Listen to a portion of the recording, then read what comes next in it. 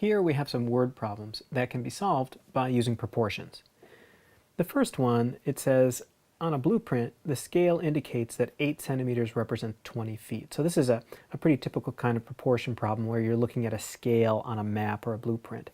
And this first fact that they're telling us can be our first ratio in the proportion.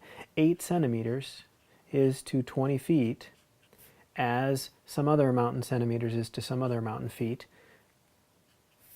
And let's see what they're asking for. What's the length of a room that is 15.2 centimeters long? And then they tell you that it's 8 centimeters wide, but we don't really need to know that right now. We've got our first ratio. The second ratio is going to be 15.2 centimeters long by whatever feet it is long, and we don't know that, so we'll put x in there. When you set up a proportion, remember to be careful to have the same things in the same places. So I've got centimeters on top, feet on the bottom, centimeters on top, feet on the bottom. I'm good to go. I can cross multiply. So I get 8 times x equals 20 times 15.2. And let's see, that is 304. We'll divide by 8 to solve for x. And we get x equals 38. And remember, we were looking for feet, so this is 38 feet. Let's look at another type of problem. This one has to do with mileage and distance traveled. A car travels 240 miles on 12 gallons of gas. Right there, we can set up a ratio.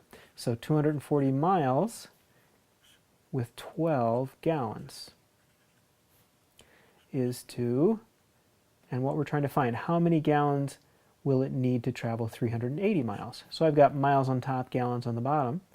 We'll put miles on the top over here. And the number of gallons is what we're looking for, so we'll call that x. Now we can cross multiply. We've got 240x equals 12 times 380. So that's 240x equals 4,560. We divide by 240. You can double check this on your calculator. And I think you're going to get x equals 19. And remember, we were looking for gallons, so we'll put the units back in there, gallons. All right, one more. This one says, a cook has a recipe that serves 6 people and calls for 1 3/4 pounds of fish. So let's make a ratio out of that. 6 people for 1 3/4 pounds of fish. So I'll say P for people and LBS for pounds. If the cook wants to serve 24 people using the same recipe, how much fish will it need? So I could set up a ratio like this. Instead of 6 people, I put in 24 people on the top, and x for the pounds of fish. Now you could go ahead and cross multiply this. If you're going to use your calculator, you might want to convert this to 1.75 instead of 1 3/4. And you would come out with a correct answer here. Well, if we do that, we'd get 1.75 times 24 equals 6x. And let's see, that's 42 equals 6x. Divide by 6.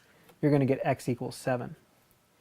But if you're clever, you might have noticed something to begin with, and that is the recipe serves 6 people. You want to serve 24, and that's just 4 times as many.